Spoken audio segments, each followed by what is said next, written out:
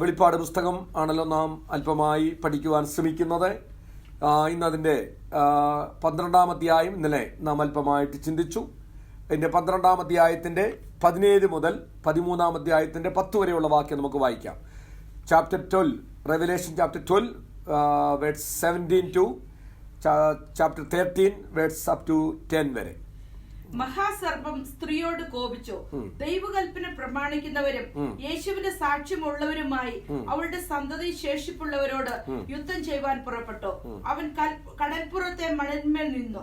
അപ്പോൾ 10 കൊമ്പും 7 തലയും കൊമ്പുകളിൽ 10 രാജമുടിയും തലയിൽ ദൂഷണ നാമങ്ങളും ഉള്ള ഒരു മൃഗം സമുദ്രത്തിൽ നിന്ന് കയറുന്നത് ഞാൻ കണ്ടു. ഞാൻ കണ്ട മൃഗം പുള്ളിക്ക് സദൃശവും അതിന്റെ കാൽ കരടിയുടെ കാൽ പോലെയും വായ് സിംഹത്തിന്റെ വായ് പോലെയും ആയിരുന്നു. അതിന് മഹാസർപ്പം തന്റെ ശക്തിയും സിംഹാസനവും വലിയ അധികാരവും കൊടുത്തു. അതിന്റെ തലകളിൽ ഒന്ന് മരണകരമായ മുറിവേറ്റതുപോലെ ഞാൻ കണ്ടു. അതിന്റെ മരണകരമായ മുറിവ് പുറത്തുപോയി. സർവ്വഭൂമിയും മൃഗത്തെ കണ്ട് വിസ്മയിച്ചു. മൃഗത്തിന് അധികാരം കൊടുത്തതുകൊണ്ട് അവർ മഹാസർപ്പത്തെ നമസ്കരിച്ചു. മൃഗത്തോട് തുല്യനാർ, അതിനോട് പൊരുതുവാൻ ആർക്ക് കഴിയുമെന്ന് പറഞ്ഞ് മൃഗത്തെയും നമസ്കരിച്ചു. വമ്പും ദൂഷണവും സംസാരിക്കുന്ന വായ് അതിന് ലഭിച്ചു. 42 മാസം പ്രവർത്തിപ്പാൻ അധികാരവും ലഭിച്ചു. അത് ദൈവത്തിന്റെ നാമത്തെയും അവന്റെ കൂടാരത്തെയും സ്വർഗത്തിൽ വസിക്കുന്നവരെയും ദുഷിപ്പാൻ ദൈവദൂഷണത്തിനായി വായ് തുറന്നു. വിശുദ്ധന്മാരോട് യുദ്ധം ചെയ്ത് അവരെ ജയിപ്പാനും അതിന് അധികാരം ലഭിച്ചു. സകല ഗോത്രത്തിന്മേലും വംശത്തിന്മേലും ഭാഷമേലും ജാതിമേലും അധികാരവും ലഭിച്ചു. ലോകസ്ഥാപനം മുതൽ അറുക്കപ്പെട്ട കുഞ്ഞാടിന്റെ ജീവപുസ്തകത്തിൽ പേരെഴുതിയിട്ടില്ലാത്ത ഭൂവാസികളൊക്കെയും അതിനെ നമസ്കരിക്കും. ചെവിയുള്ളവൻ കേൾക്കട്ടെ. അടിമയാക്കി കൊണ്ടുപോകുന്നവൻ അടിമയായി പോകും. വാൾ കൊണ്ട് കൊല്ലുന്നവൻ വാളാൽ മരിക്കേണ്ടി വരും. ഇവിടെ വിശുദ്ധന്മാരുടെ സഹിഷ്ണുതയും വിശ്വാസവും കൊണ്ടാവശ്യം. ആമേൻ. കർത്താവ് നമ്മെ സഹായിക്കട്ടെ. കഴിഞ്ഞ ദിവസം 12-ാം അധ്യായത്തിൽ നിന്നുമാണ് നാം ചിന്തിച്ചത്. സ്തോത്രം. കഴിഞ്ഞ ദിവസം നാം പറഞ്ഞിരുന്നു 15, 16 അധ്യായത്തിൽ 7 കലശം ഒരുക്കുന്നതാണ് ഇനി വരുന്നത്. അത് വലിയ കഠിനമായ മഹോദ്രവത്തിലേക്ക് വരികയാണ്. എന്നാൽ അതിനു മുൻപായിട്ടുള്ള ഒരു ഇടവേളയാണ് ഈ 12, 13, 14 അധ്യായം. 11-ാം അധ്യായം മുതൽ ആദ്യത്തെ 3.5 വർഷം കഴിഞ്ഞു. അതിനുശേഷമുള്ള 3.5 വർഷമാണ് എതിർ ക്രിസ്തുവിൻ്റെ ഭരണം. 7 വർഷമാണ് ഈ ഭൂമിയിൽ നടക്കുന്നത്. അതാണ് ഈ വെളിപ്പാട് പുസ്തകത്തിൽ പറഞ്ഞിരിക്കുന്നതും ആ സമയത്ത് ദൈവമക്കൾ കർത്താവിൻ്റെ സന്നിധിയിലായിരിക്കുന്നതും കർത്താവ് ഈ ഭൂമിയിൽ ഭരണം ഏറ്റെടുക്കുന്നതും ഒക്കെയാണ് വെളിപ്പാട് പുസ്തകം. ദൈവമക്കളുടെ ഭാവി പ്രത്യാശയാണല്ലോ സ്തോത്രം രേഖപ്പെടുത്തിയിരിക്കുന്നത്. ഇവിടെ 12-ാം അധ്യായത്തിൽ നാം ചിന്തിച്ചത് ഒന്ന്, സൂര്യനെ അണിഞ്ഞ ഒരു സ്ത്രീ. അത് ആരാണെന്ന് നാം ചിന്തിച്ചു. ഇസ്രായേൽ ജനമാണ്, ഇസ്രായേൽ സന്തതിയാണ്, അല്ലെങ്കിൽ ഇസ്രായേലാണ്. സ്ത്രീ പ്രസവിച്ച കുട്ടി, ആൺകുട്ടി, ഇരുമ്പ് കോൽ കൊണ്ട് സർവരെ മേയ്ക്കുവാൻ തക്കവണ്ണം ശക്തനായ, സ്വർഗത്തിൽ നിന്നും ഇറങ്ങി വന്ന് ഭൂമിയിൽ വന്ന് ജഡം ധരിച്ച, അല്ലെങ്കിൽ ഇസ്രായേലിന്റെ നടുവിൽ സ്ത്രീയുടെ സന്തതിയായി വന്ന ദൈവപുത്രനായ കർത്താവായ യേശു ക്രിസ്തു ആണെന്ന് നാം ചിന്തിപ്പാനിടയായി. മൂന്നാമത് കണ്ടത് മഹാസർപ്പമാണ്. മഹാസർപ്പം സ്വർഗത്തിൽ നിന്നും വീണുപോയതായ, ദൈവത്തെ ആരാധിച്ചു കൊണ്ടിരുന്ന ദൂതന്മാരിൽ ഒരു ഗണം, അല്ലെങ്കിൽ ലൂസിഫർ എന്ന് പറയുന്ന സ്വർഗത്തിൽ നിന്ന് വീണുപോയ സ്തോത്രം ദൂതനാണെന്നും ആ ദൂതനാണ് ഹവ്വായുടെ അടുക്കൽ പാമ്പിന്റെ രൂപത്തിൽ വന്ന് ഹവ്വായെ വഞ്ചിക്കുന്നതായിട്ട് നാം ചിന്തിച്ചു. സ്തോത്രം. ഉപായത്താൽ ഹവ്വായെ വഞ്ചിച്ചു എന്ന് നാം അറിയുന്നു. അപ്പം ദൈവത്തിൻ്റെ പ്രധാന ദൂതനായ മീഖായേലും അവൻ്റെ ദൂതന്മാരും വീണുപോയ ദൂതന്മാരുമായി മഹാസർപ്പത്തെ വീണുപോയ ദൂതന്മാരായ മഹാസർപ്പത്തോടെ പടവെട്ടി സ്വർഗത്തിൽ യുദ്ധമുണ്ടായി. അങ്ങനെ എന്നേക്കുമായി സ്വർഗത്തിൽ നിന്നും ഈ ദുഷ്ടാത്മാവിനെ ഭൂമിയിലേക്ക് തള്ളിക്കളഞ്ഞു. പിന്നെ സ്വർഗത്തിൽ അതിൻ്റെ ഇടം കാണുന്നില്ല എന്ന് നാം ചിന്തിച്ചു. ഇതെല്ലാം 12-ാം അധ്യായത്തിൽ കാണുന്ന കാര്യമാണ്. രാപകൽ സ്തോത്രം കുറ്റം ചുമത്തുന്ന അപവാദിയാകുന്ന ആ സാത്താനെ ജയിക്കുവാൻ ദൈവം 3 മാർഗം നമുക്ക് പറഞ്ഞു തരുന്നു. അത് ഈ 12-ാം അധ്യായത്തിൽ കാണുന്നു. അതിന്നും അങ്ങനെ തന്നെയാണ്. മഹോദ്രവ കാലത്തും അങ്ങനെ തന്നെ ആയിരിക്കും. ജയിക്കുവാൻ ഇന്ന് നമുക്ക് ഏത് വിഷയത്തിലും ജയിക്കുവാൻ ഈ 3 മാർഗമാണ് ദൈവം സ്തോത്രം നമുക്ക് പറഞ്ഞു തന്നിരിക്കുന്നത്. അത് നമുക്ക് വേണ്ടി വിശുദ്ധ യാഗമായി തീർന്ന യേശുക്രിസ്തുവിന്റെ രക്തത്തിൽ ആശ്രയിക്കുക. അവർ കുഞ്ഞാടിന്റെ രക്തം ഹേതുവായിട്ടും പിന്നെ നമ്മുടെ സാക്ഷ്യവചനമാണ് യേശുക്രിസ്തുവിനെ കുറിച്ചുള്ള നമ്മുടെ സാക്ഷ്യവചനം. ഒന്ന്, ആ കർത്താവിന്റെ വിശുദ്ധ യാഗരക്തത്തിൽ നമുക്കറിയാം, ആ യാഗരക്തവുമായിട്ടാണ് മഹാപുരോഹിതൻ സ്തോത്രം കുഞ്ഞാട് യേശുക്രിസ്തുവിന് സാദൃശ്യമായി നിൽക്കുന്ന ആട്ടിൻകുട്ടിയെ, ഊനമില്ലാത്ത ആട്ടിൻകുട്ടിയെ അറുത്ത ആ കുഞ്ഞാടിന്റെ രക്തവുമായിട്ടാണ് മഹാപുരോഹിതൻ അതിപരിശുദ്ധ സ്ഥലത്ത് പ്രവേശിക്കുന്നത്. അതുപോലെ നമുക്ക് ദൈവസന്നിധിയിലേക്ക് പ്രവേശനം ലഭിച്ചത് ഈ യേശുക്രിസ്തുവാകുന്ന കുഞ്ഞാടിന്റെ രക്തത്താലാണ്. സ്തോത്രം. വെള്ളി, പൊന്നെ മുതലായ അരിഞ്ഞു പോകുന്ന വസ്തുക്കളെ കൊണ്ടല്ല, ക്രിസ്തു എന്ന നിർദോഷമായ നിഷ്കളങ്കമായ കുഞ്ഞാടിന്റെ വിലയേറിയ രക്തം കൊണ്ട് തന്നെ നമ്മെ വീണ്ടെടുത്തിരിക്കുന്നു എന്ന് നമ്മൾ വായിക്കുന്നു. അപ്പൊ ഒന്ന്, സ്തോത്രം, ഈ രക്തത്താൽ യേശുക്രിസ്തുവിന്റെ രക്തത്തിൽ ആശ്രയിക്കുക. 2, സ്തോത്രം, ആ കർത്താവിനെ കുറിച്ചുള്ള നമ്മുടെ സാക്ഷ്യം, അവിടെയാണ് നാം ജയിക്കുന്നത്. 3, മരണപര്യന്തം നാം വിശ്വസ്തരായിരിക്കുക. മരിക്കേണ്ടി വന്നാലും നമ്മുടെ ജീവനേക്കാൾ യേശുക്രിസ്തുവിനെ സ്നേഹിക്കുക. മരിക്കേണ്ടി വന്നാലും, തീച്ചൂളേടി വീതേണ്ടി വന്നാൽ, സ്തോത്രം, സിംഹക്കുതിയിൽ വീതേണ്ടി വന്നാലും കർത്താവിനെ തള്ളിപ്പറയാതെ അതിനുവേണ്ടി ഏൽപ്പിച്ചു കൊടുക്കുക. ഇതാണ് ജയിക്കുവാനുള്ള 3 മാർഗം. ഇത് ഇന്നും അങ്ങനെ തന്നെയാണ്. മഹോദ്രവ കാലത്ത് സംഭവിക്കുന്ന അതിന്റെ ആ പ്രതികൂലത്തിന്റെ നടുവിലും അത് തന്നെ ദൈവം ഒന്നുകൂടെ നമ്മെ ഓർപ്പിച്ച് ഉണർത്തുകയാണ്. സ്തോത്രം. അപ്പൊ ഇങ്ങനെ നമുക്ക് സാത്താനെ ജയിക്കാൻ കഴിയുമെന്ന് ദൈവം നമ്മെ പഠിപ്പിക്കുകയാണ്. അപ്പൊ ഏത് പ്രതികൂലത്തിന്റെ സാഹചര്യത്തിലും ആദ്യമായിട്ട് ചിന്തിച്ചു, ആ സ്ത്രീക്ക് മരുഭൂമിയിലേക്ക് ഓടിപ്പോകുവാൻ ബലമുള്ള 2 ചിറക് ലഭിച്ചുവെന്ന്. സ്തോത്രം. അവളെ സൂക്ഷിക്കുവാൻ മരുഭൂമിയിൽ സർവശക്തൻ ഒരിടം സൂക്ഷിച്ചുവെന്ന് വായിക്കുന്നു. അപ്പോൾ കർത്താവിൽ പ്രത്യാശ വെച്ചവർ ഒരിക്കലും ലജ്ജിച്ചു പോകത്തില്ല. ഏത് പ്രതികൂലത്തിന്റെ നടുവിലും അവർക്ക് പറന്നു പോകുവാൻ, ആ പ്രതികൂലത്തിൽ നിന്നും ഇവയെല്ലാറ്റിൽ നിന്നും ഒലിഞ്ഞു പോകേണ്ടതിന്, മനുഷ്യപുത്രന്റെ മുമ്പിൽ നിൽക്കുവാൻ, പിശാചിനെ ജയിക്കുവാൻ. സ്തോത്രം. അതുകൊണ്ട് ആ ശക്തി ദൈവം നമുക്ക് തരും. ദേശമെല്ലാം ക്ഷാമം കൊണ്ട് നിറഞ്ഞാലും, ഇസബേല് അടക്കി വാണാലും, സ്തോത്രം, മഴ പെയ്തിട്ട് 3 വർഷവും 6 മാസമായെങ്കിലും, സ്തോത്രം, തന്റെ ദാസനെ കെരിയത്ത് റോട്ടിൽ സൂക്ഷിപ്പാൻ, തന്റെ ദാസനെ സരാപത്തുള്ള വിധവയുടെ ഭവനത്തിൽ സൂക്ഷിപ്പാൻ നമ്മുടെ ദൈവം ശക്തനാണ് എന്ന് പറഞ്ഞാൽ, കർത്താവായ യേശുക്രിസ്തുവിൽ പ്രത്യാശ വെച്ചവർ ഒരു നാളും എന്റെ ജനം ഒരു നാളും ലജ്ജിച്ചു പോകത്തില്ല. കരമുയർത്തി ദൈവത്തെ സ്തുതിച്ചാട്ടെ. സ്തോത്രം. അതവന്റെ വാഗ്ദത്തമാണ്. അതിന് നാം നന്ദിയുള്ളവരായിരിക്കണം. അപ്പൊ ഇതാണ് അവിടെ നാം മനസ്സിലാക്കിയത്. ഇത്രയും കാര്യമാണ് 12-ാം അധ്യായത്തിൽ നാം ചിന്തിച്ചത്. ആരംഭം മുതൽ ഒന്നും തുടങ്ങി 1-ാം അധ്യായം തൊട്ട് എപ്പോഴും പറഞ്ഞാൽ നമുക്ക് സമയം തികഞ്ഞു വരത്തില്ല. അത് ഇടയ്ക്കിടയ്ക്ക് നമുക്ക് പറയാവുന്നതാണ്. ഇവിടെ ഇനിയും 12-ാം അധ്യായത്തിലേക്ക് വരികയാണ്. 12-ാം അധ്യായം, സ്തോത്രം, എതിർ ക്രിസ്തുവിനെയും കള്ളപ്രവാചനെയും കുറിച്ചാണ് വെളിപ്പെടുത്തിയിരിക്കുന്നത്. 13-ാം അധ്യായം എതിർ ക്രിസ്തു ആരാണ്, കള്ളപ്രവാചകൻ ആരാണെന്നാണ് വിവരിച്ചിരിക്കുന്നത്. അതിന്റെ 1 മുതൽ 10 വരെയുള്ള വാക്യം എതിർ ക്രിസ്തുവിനെ കുറിച്ചാണ് പറഞ്ഞിരിക്കുന്നത്. സ്തോത്രം. 11 മുതൽ 18 വരെയുള്ള വാക്യം കള്ളപ്രവാചകനെ കുറിച്ചാണ് എഴുതിയിരിക്കുന്നത്. അതൊക്കെ തന്നെ ഈ അല്പമായിട്ടൊക്കെ പറയുമ്പോൾ എല്ലാം പറയണമല്ലോ. സ്തോത്രം. അതൊക്കെ തന്നെ ഈ ദൈവവചനത്തിന്റെ പ്രത്യേകത. നിങ്ങൾ നോക്കിയേ, നമ്മുടെ മനസ്സിൽ തന്നെ എവിടെ നിന്നോ, ദൈവമക്കളിൽ നിന്നോ ദൈവദാസിൽ നിന്നോ പുറത്തുനിന്നോ കിട്ടിയ ഒരു കാര്യമാണ്. 13 is a unlucky number. 13, സ്തോത്രം, ഒരു നല്ല നമ്പറല്ല എന്ന് മനസ്സിലാക്കണം. നോക്കണം, ഈ പുസ്തകത്തിലും കൊണ്ടുവന്ന് 13-ാം അധ്യായത്തിൽ കൊണ്ട് എതിർ ക്രിസ്തുവിനെയും കള്ളപ്രവാചകനെയും കർത്താവ് കൊണ്ട് നിർത്തി. വേറെ ഒരു സബ്ജക്റ്റ് ഇവിടെ ഇല്ല.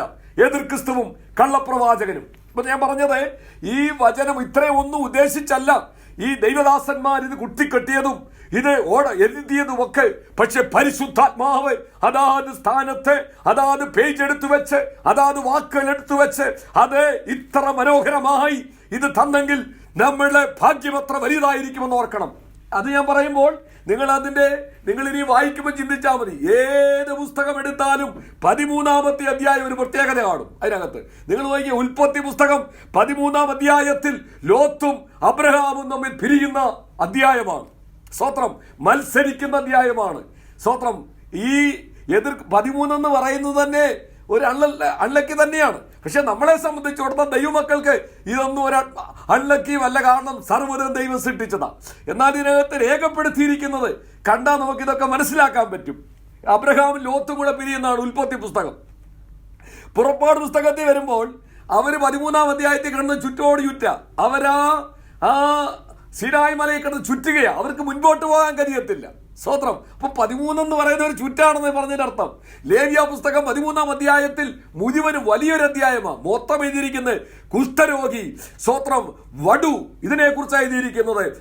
അവനുണ്ടാകുന്ന വിഷയം, അവൻ പാളയത്തിന് പുറത്തു പോകണം, അവന് ജനസ്മധ്യത്തിൽ വന്നുകൂടാ, അവൻ എങ്ങനെ വിശുദ്ധീകരിക്കപ്പെടും. അതാണ് 13-ാം അധ്യായം. സംഖ്യാപുസ്തകത്തിലേക്ക് വന്നാല് സ്തോത്രം, ദൈവം വലിയ പ്രതീക്ഷയോട് ജനത്തെ സ്തോത്രം അക്കര വാഗ്ദത്ത ദേശത്തേക്ക് അയച്ചിട്ട് 13-ാം അധ്യായത്തിൽ അവർ വന്ന് ദുർവർത്തമാനം പരത്തി ആ ജനത്തെ മുഴുവനും ബലഹീനമാക്കി കളഞ്ഞു എന്നുള്ളതാണ് 13-ാം അധ്യായത്തിൽ നാം വായിക്കുന്നത്. ആവർത്തന പുസ്തകത്തിൽ വായിക്കുമ്പോൾ സർവശക്തൻ തന്നെ കള്ളപ്രവാചകന്മാരെ നടുവിൽ അയച്ചിട്ട് അവരെ പരിശോധിക്കുകയാണ്. അവർ കള്ളപ്രവാചകന്മാർക്ക് വേണ്ടി അടിമപ്പെടുമോ എന്ന്. ഞാനതങ്ങനെ ഒന്ന് സൂചിപ്പിച്ച് വിട്ടെന്നേ ഉള്ളൂ.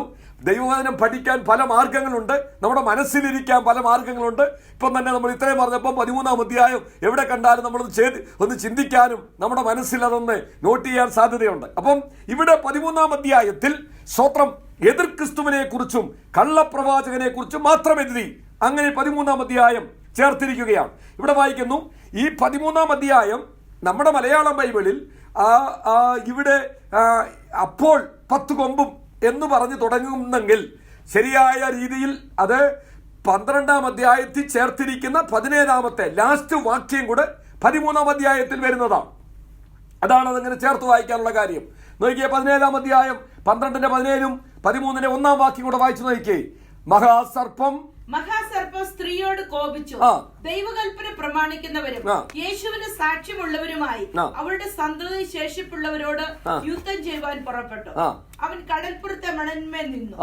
അപ്പോൾ 10 കൊമ്പും 7 തലയും കൊമ്പുകളിൽ 10 രാജമുടിയും തലയിൽ ദൂഷണ നാമങ്ങളുമുള്ള ഒരു മൃഗം സമുദ്രത്തിൽ നിന്ന് കയറുന്നത് ഞാൻ കണ്ടോ. അതിപ്പോ കണ്ടിന്യൂസ് എഴുതിയിരിക്കുന്നതാ. അതിന്റെ മുകളിൽ നിന്നും തുടർച്ചയായിട്ട് വരുന്ന കാര്യമാണ് അവിടെ എഴുതിയിരിക്കുന്നത്. സ്തോത്രം. അവിടെ ഈ 12-ന്റെ 17-ാമത്തെ വാക്യത്തിൽ സ്തോത്രം എഴുതിയിരിക്കുന്നു, മഹാസർപ്പം സ്തോത്രം സ്ത്രീയോട് കോപിച്ചു.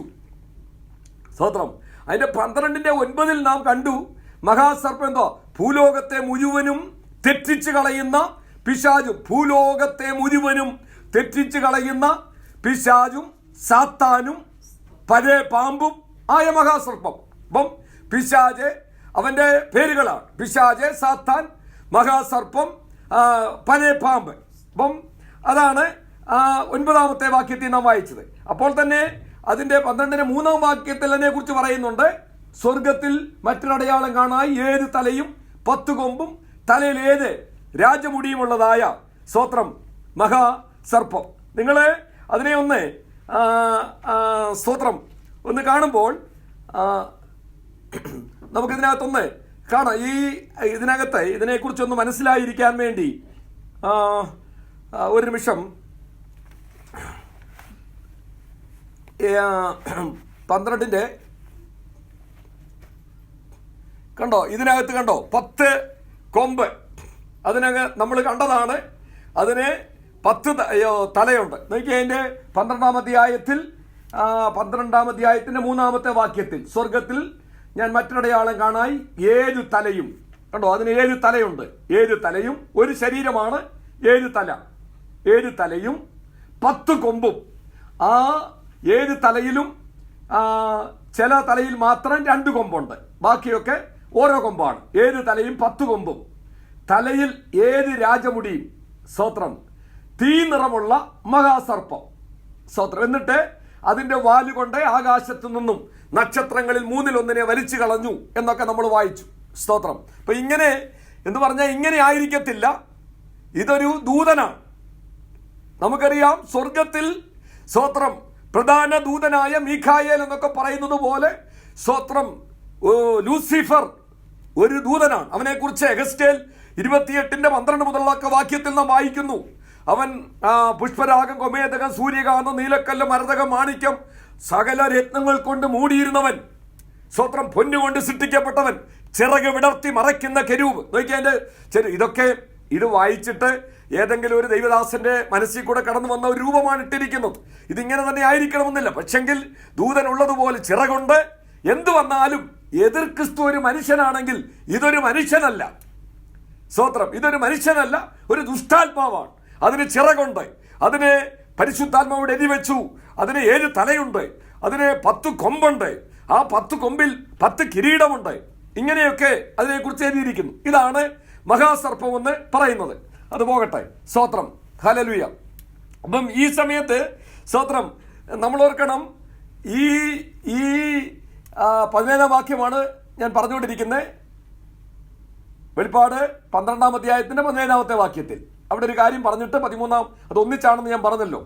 നോക്കിയേ, മഹാസർപ്പം സ്ത്രീയോട് എന്ന് പറഞ്ഞാൽ സ്വർഗത്തിൽ നിന്നും വീണുപോയതായ ആ ദൂതൻ.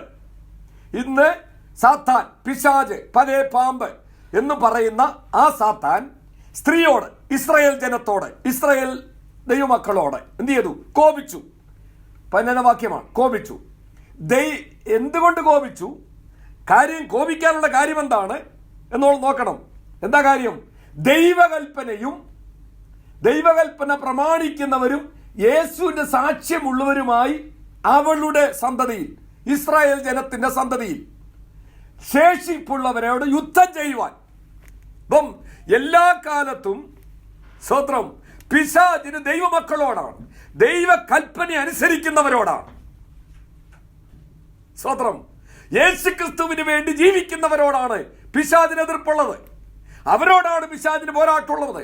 നിങ്ങൾക്ക് പോരാട്ടമുള്ളത് ജഡരക്തങ്ങളോടല്ല. ലോക മനുഷ്യനൊരു പോരാട്ടമില്ല. അവർക്ക് ലോക മനുഷ്യനൊരു ജോലിയെക്കുറിച്ചോ അല്ലെങ്കിൽ നമുക്ക് മറ്റുള്ളവർക്കുള്ള പോലെ എന്തെങ്കിലും പ്രയാസം കാണും. പക്ഷെങ്കിൽ യഥാർത്ഥമായി യുദ്ധമുള്ളത് സ്തോത്രം ദൈവത്തിന്റെ ആത്മാവ് നമ്മളിൽ വസിക്കുമ്പോൾ ആ വിശുദ്ധാത്മാവും ദുഷ്ടാത്മാവും കൂടെയുള്ള യുദ്ധമാണ്. ഇവിടെ പിശാച് എന്തിനാ കോപിക്കുന്നത്? ദൈവ കൽപ്പന അനുസരിക്കുന്നവർ, യേശുക്രിസ്തുവിന്റെ സാക്ഷ്യമുള്ളവരോട് യുദ്ധം ചെയ്യുവാൻ അവൻ എന്ത് ചെയ്തു? കടൽപ്പുറത്തെ മണലിന്മേൽ നിന്നു എന്നാണ്. എന്ന് പറഞ്ഞാൽ കടൽപ്പുറത്തെ മണൽ പോലെ അസംഖ്യം ജനത്തെ വലിച്ചുകൂട്ടി ദൈവജനത്തിനെതിരായി, ഇസ്രായേൽ മക്കൾക്കെതിരായിട്ട് യുദ്ധം ചെയ്തു എന്നാണ്. ഇവിടെ നമ്മളൊരു കാര്യം ഓർക്കേണ്ടത്, ഈ സമയത്ത് 2 കൂട്ടർ മാത്രമേ ലോകത്തിലുള്ളൂ. ഏതൊക്കെയാണ്? ഒന്ന് യഹൂദന്മാർ, മറ്റൊന്ന് ജാതികൾ, യവനന്മാർ. വേറെ ആരുമില്ല. ദൈവസഭ ഇവിടുന്ന് എടുക്കപ്പെട്ടു. ഇന്ന് 3 കൂട്ടരുണ്ട്. നാം ഇത് ഇപ്പോൾ ചിന്തിച്ചുകൊണ്ടിരിക്കുമ്പോൾ ലോകത്തിൽ 3 കൂട്ടരുണ്ട്. അതാരാണ്? ഒന്ന് യഹൂദന്മാർ, മറ്റൊന്ന് ജാതികൾ, മറ്റൊന്ന് യഹൂദന്മാരിൽ നിന്നും ജാതികളിൽ നിന്നും ദൈവം തെരഞ്ഞെടുത്ത, മണവാട്ടിയായി തെരഞ്ഞെടുത്ത ദൈവസഭ. അതുകൊണ്ടാണ് യഹൂദന്മാർക്കും യവനന്മാർക്കും ദൈവസഭയ്ക്കും ഇടർച്ചയില്ലാത്തവരായിരിപ്പീൻ. ആ വാക്യമൊക്കെ നമ്മൾ ചിന്തിച്ചിട്ടുള്ളതാ. അതുകൊണ്ട് വീണ്ടും എടുക്കുന്നില്ല. അപ്പം ഇന്ന് 3 കൂട്ടരുണ്ട്. പക്ഷേ ഈ സംഭവം നടക്കുമ്പോൾ 2 കൂട്ടർ മാത്രമേ ഉള്ളൂ. യഹൂദന്മാരും ജാതികളും മാത്രമേ ഉള്ളൂ. സ്തോത്രം. എന്നാൽ അവിടെ പറയുന്നു യഹൂദന്മാരെ സ്തോത്രം എന്തുകൊണ്ട്? അവരപ്പം കൈവിടപ്പെട്ടു പോയവരാ. യഹൂദന്മാരായാലും കൈവിടപ്പെട്ടു പോയവരാ, ജാതികളായാലും കൈവിടപ്പെട്ടു പോയവരാ. കർത്താവിനെ സ്നേഹിക്കുന്നവരെല്ലാം എടുക്കപ്പെട്ടു. സ്തോത്രം. അപ്പം ആ കൈവിടപ്പെട്ടു പോയവർ, അവർക്ക് രക്ഷ, അവരെ തീരുമാനമെടുത്തിട്ടുണ്ട്. 1 ദൈവകൽപ്പന അനുസരിക്കുവാൻ, 2 യേശുവിന്റെ സാക്ഷ്യത്തിന് വേണ്ടി നിൽക്കുന്നു. അവരോട് യുദ്ധം ചെയ്യുക എന്നുള്ളതാണ് പിശാചിന്റെ പദ്ധതി. അത്ര ഞാൻ പറഞ്ഞ അവിടെ വിടട്ടെ. അപ്പം അതിനകത്ത് ഓർത്തുകൊള്ളണം, യഹൂദനായാലും എത്ര മസിൽ പിടിച്ചു നിന്നാലും നീ യേശുക്രിസ്തുവിനെ ആരാധിക്കാതെ, യേശുക്രിസ്തു കർത്താവ് ഏറ്റുപറയാതെ നിനക്കൊരിക്കലും നിത്യതയെ പ്രവേശിക്കാൻ കഴിയത്തില്ല. ഇവിടെ നിന്ന് സഭ എടുക്കപ്പെട്ടാലും യേശുക്രിസ്തുവിന്റെ സാന്നിധ്യം ഭൂമിയിൽ ഇല്ലെങ്കിലും നീ യേശുക്രിസ്തു കർത്താവെന്ന് ഏറ്റുപറയാതെ, ഏത് മതത്തിൽപ്പെട്ട വ്യക്തിയായാലും, ജാതിയിൽപ്പെട്ട വ്യക്തിയായാലും, ഏത് വംശത്തിൽ ഭാഷയിൽപ്പെട്ട വ്യക്തിയായാലും യേശുക്രിസ്തു കർത്താവെന്ന് വിശ്വസിക്കുകയും ദൈവകൽപ്പന അനുസരിക്കുകയും ചെയ്യുന്നവർ മാത്രമേ രക്ഷപ്പെടത്തുള്ളൂ എന്നാണ് അവിടെ തെളിയിക്കുന്നത്. 13-ാമത്തെ വാക്യത്തിൽ നാം വായിക്കുന്നു. 1-ാമത്തെ വാക്യത്തിൽ അപ്പോൾ സ്തോത്രം, അപ്പോൾ 10 സ്തോത്രം കൊമ്പും 7 തലയും, സ്തോത്രം 10 കൊമ്പും 7 തലയുമുള്ള ഇത് എന്താണ് ഈ 10 കൊമ്പ് 7 തല? അതിന് നമുക്കൊരു വാക്യം വായിക്കാം. വെളിപ്പാട് പുസ്തകം തന്നെ 17-ാം അധ്യായത്തിന്റെ 15-ാമത്തെ വാക്യം നോക്കിയേ. 17-ാം അധ്യായത്തിന്റെ 15-ാമത്തെ വാക്യം. നീ കണ്ട 10 കൊമ്പും മൃഗവും വേശ്യയെ ഇരിക്കുന്ന 15-ാം വാക്യം. വേശ്യയെ ദേശിച്ച് ശൂന്യവും നഗ്നവുമാക്കി അവളുടെ മാംസം തിന്നുകളയും, അവളെ തീ കൊണ്ട് ദഹിപ്പിക്കുകയും ചെയ്യും. അതാണ് 17-ന്റെ 15-ാമത്തെ വാക്യം. പിന്നെ അവൻ എന്നോട് പറഞ്ഞത് നീ കണ്ടതും വേശ്യയിരിക്കുന്നതുമായ പിന്നെ അവൻ എന്നോട് പറഞ്ഞത് നീ കണ്ടതും വേശ്യയിരിക്കുന്നതുമായ വെള്ളം, വംശങ്ങളും, പുരുഷാരങ്ങളും, ജാതികളും, ഭാഷകളും അത്രേ. അപ്പൊ ഇവിടെ ഒരാൾ ഇരിക്കുന്നു. നീ കണ്ട സ്തോത്രം വെള്ളമെന്ന് പറയുന്നത്, ഇവിടെ നോക്കണം, നീ കണ്ട വെള്ളമെന്ന് പറയുന്നേ ഈ മൃഗം എവിടെ നിന്ന് കയറി വരുന്നു? സമുദ്രത്തിൽ നിന്ന് കയറി വരുന്നു, വെള്ളത്തിൽ നിന്ന് കയറി വരുന്നു. നിങ്ങൾ അതിന്റെ 11-ാമത്തെ വാക്യം നോക്കിയേ. എന്നാൽ കള്ളപ്രവാചകൻ കയറി വരുന്ന എവിടെ നിന്നാണെന്ന് നോക്കിയേ. 11-ാമത്തെ വാക്യത്തിൽ മറ്റൊരു മൃഗം, 13-ന്റെ 11-ാമത്തെ വാക്യം, മറ്റൊരു മൃഗം ഭൂമിയിൽ നിന്ന് കയറി വരുന്നത് ഞാൻ കണ്ടു. കണ്ടോ? 13-ാം അധ്യായത്തിന്റെ 11-ാമത്തെ വാക്യം തൊട്ട് കള്ളപ്രവാചകനെ കുറിച്ചാണ് പറയുന്നത്. അതെവിടെ നിന്ന് കയറി വരുന്നു? ഭൂമിയിൽ നിന്ന് കയറി വരുന്നു. ഇവിടെ പറയുന്നത് എതിർ ക്രിസ്തുവിനെ കുറിച്ച് പറയുന്നു. എതിർ ക്രിസ്തു എവിടെ നിന്ന് വരുന്നു? സമുദ്രത്തിൽ നിന്ന് കയറി വരുന്നു എന്ന് പറഞ്ഞാൽ വെള്ളത്തിന്റെ അകത്തുനിന്ന് കയറി വരുന്നു എന്ന് പറഞ്ഞാൽ മഹാപുരുഷാരത്തെ കാണിക്കുന്നു. നീ കണ്ട വെള്ളമോ ആരൊക്കെയാണെന്ന് നോക്കിയേ. നീ കണ്ട വെള്ളമോ സ്തോത്രം മഹാപുരുഷാരമാണെന്ന സ്തോത്രം. പിന്നെ അവനോട് നീ കണ്ടതും വേശിയിരിക്കുന്ന വെള്ളം വംശങ്ങളും, പുരുഷാരങ്ങളും, ജാതികളും, ഭാഷകളും അത്രേ. ഇവിടുന്നാണ് കർത്താവ് വിലയ്ക്ക് വാങ്ങി. സകല ഗോത്രത്തിൽ നിന്നും, ഭാഷകളിൽ നിന്നും, വംശങ്ങളിൽ നിന്നും വിലയ്ക്ക് വാങ്ങി. അപ്പം സകല മനുഷ്യവർഗത്തിൽ നിന്നും കയറി വരികയാണ്.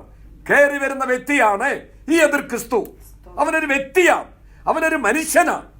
പക്ഷെങ്കിൽ അവൻ ജനസമൂഹത്തിൽ നിന്ന് എഴുന്നേറ്റ് വരികയാണ്.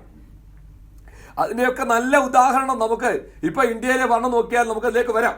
സ്തോത്രം, അത് കാണാൻ നമുക്ക് പറ്റും. നോക്കണം. അപ്പൊ ഇവിടെ 10 കൊമ്പ് സ്തോത്രം. അപ്പം ഒരു സ്തോത്രം സ്വാഭാവികമായി മൃഗമെന്ന് പറയുമ്പോൾ അത് മൃഗമല്ല.